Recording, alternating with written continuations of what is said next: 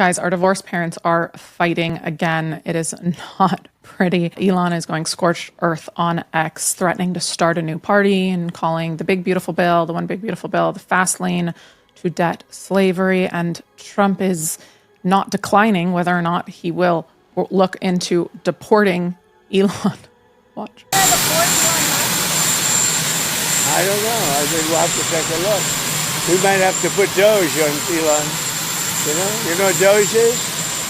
Doge is the monster that might have to go back and eat Elon. Wouldn't that be terrible? He gets a lot of subsidies, Peter. But Elon's very upset that the EV mandate is going to be terminated. And you know what? When you look at it, not everybody wants an electric car.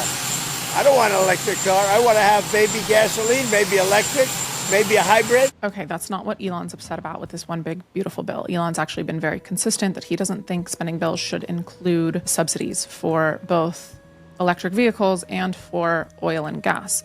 Now, the one big beautiful bill includes subsidies for oil and gas, but from Trump's point of view, that's because there's oil and gas is a broader, it goes past auto. And drill baby drill is a pro-growth strategy of Trump, and it's very important because we need the energy. But Elon that's not why this bill bothers him. He tweeted in 2013 that he's arguing against subsidies and in favor of a tax on the end bad created. Market will then achieve the best solution.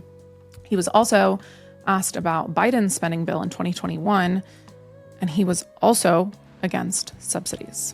We don't need the $7,500 tax credit. I would say, honestly, I would just can this whole bill. Don't pass it. That's my recommendation.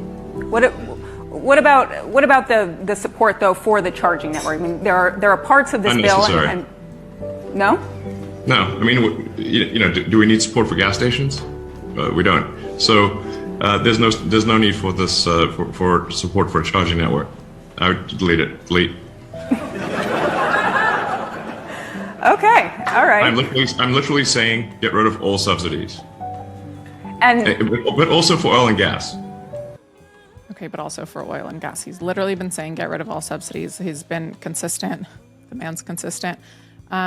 Really, what bothers him about this bill is that this bill, according to the CBO, might maybe add $5 trillion to the deficit over the next 10 years. And as we know, Elon with Doge is very passionate about reducing our federal deficit because it will cause inflation, which devalues everyone's dollar. And it's the fast lane, as he calls it, to debt slavery. It's bankrupting America. And we have to remember that Elon is so passionate about this because he's been in Doge seeing the details and the line itemized fraud, waste, and abuse that's been going on in our government. And I think working in Doge is a target-rich environment because everywhere you turn and everywhere you look, you're going to find fraud, waste, and abuse. And I think that really disgusts Elon to his core.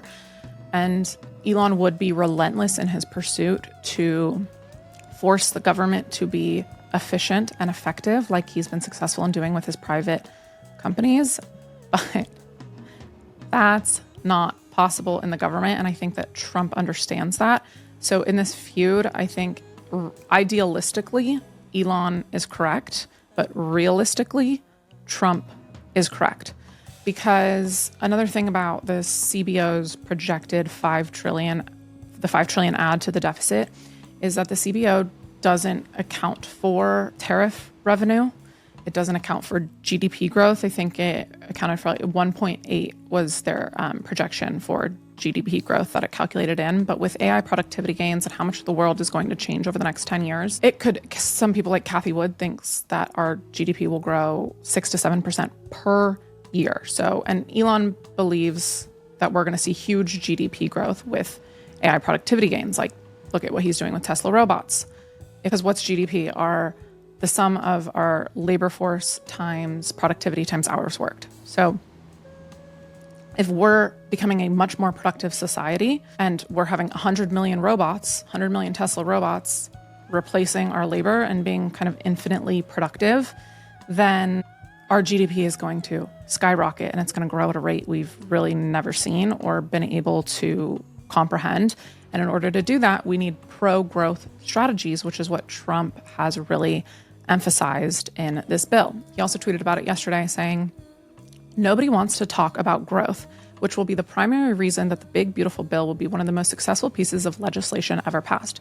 This growth has already begun at levels never seen before. Trillions of dollars are now being invested into the U.S. and more than ever before. Likewise, hundreds of billions of dollars in tariffs are filling up coffers of Treasury. The tariff money has already arrived and is setting new records. We are growing our way out of the sleepy Joe Biden mess that he and the Democrats left us. He's not wrong. And it is happening much faster than anyone thought possible. This pro-growth strategy. Our country will make a fortune this year, more than any of our competitors, but only if the big, beautiful bill is passed. As they say, Trump's been right about everything. And this is the easiest of them all to predict. Republicans, don't let the radical left Democrats push you around. We've got all the cards and we're going to use them. Last year, America was a dead nation with no hope for the future. And now it's the hottest nation in the world. Make America great again. This man's so funny. I don't like how either of them are handling this feud. I don't like that Trump is saying, oh, well, Elon wouldn't be here without government subsidies. That's factually incorrect. I don't like how he's saying that Elon doesn't like the one big beautiful bill because it doesn't include EV mandates, because that's also not correct. And I think that Trump is really missing an opportunity here to address the CBO's projections, because there's also a strong case that it's not going to raise $5 trillion over the next 10 years to the deficit. And I think the White House is also missing the clarification of the fact that what type of bill this is, because Elon has been for, okay, make it smaller, multiple bills, like cut this down, make it a clean, simple bill and get rid of all this pork belly spending. But that's not possible. Trump has one shot at this because of the type of bill that it is. So Stephen Miller writes, for those saying do separate bills, each would then require 60 votes, needing Schumer, instead of 50. So this bill required 50 votes in the Senate. J.D. Vance was actually the tiebreaker yesterday to pass. A reconciliation is a special process each fiscal year where you can make fiscal changes with 50 votes. That's why the big, beautiful bill is the vehicle for tax cuts, deportations, and welfare and welfare reform.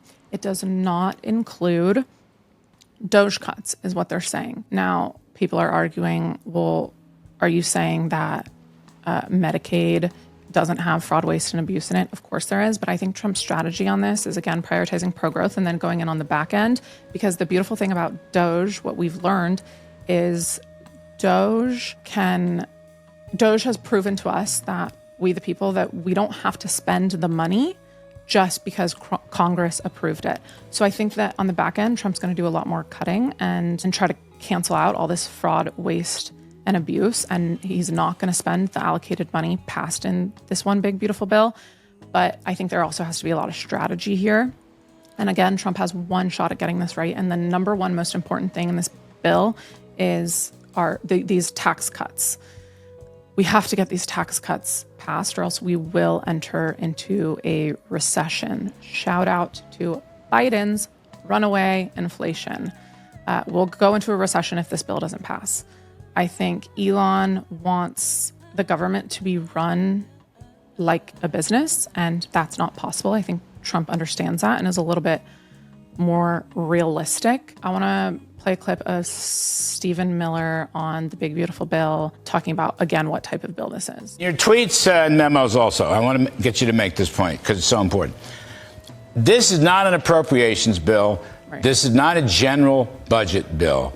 This is a special reconciliation bill. Yes. You can't, it fences off. You're really only dealing with entitlements and taxes, basically. Correct. There's this myth out there that we could do the Doge cuts in this bill. There's a separate process for that. Russ Vogt is leading it. It's called rescissions. And I know it's wonky to talk about reconciliation versus rescissions, but those are the Senate budget rules that we have to live by if we want to pass a bill with 50 votes and not 60. But what we do have, again, is the largest welfare reform in history, in dollar value, by attaching those work requirements to Medicaid and food stamps. Sure, no, because it's a mandatory program, and therefore it's mandatory, not discretionary. I don't think Elon understood that. I don't want to get into all that stuff. I just don't think he ever really understood the difference between reconciliation. You're going to come back. Look, I've had a bunch of senators come on. You'll come many times to the well. You'll come take more rescission bites out of the apple over the course of the year. This is not the only one. I mean, he's got $180 billion up on his website. Okay, and God bless him for that. He has been helpful on that. It's a terrific thing.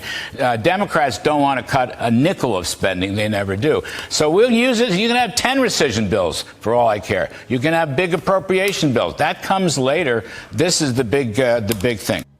Okay, that comes later. Now, what I don't like that he said is that Elon doesn't understand that. Elon's brilliant. Of course, Elon understands the difference. I just think Elon would be more relentless in his pursuit of draining the swamp. And I just think Trump's a little bit more realistic. He has more experience in the DC swamp and understands that, again, these Democrats they'll always vote in favor of more spend, which disgusts Elon to his core, as it should. It should disgust all Americans to their core.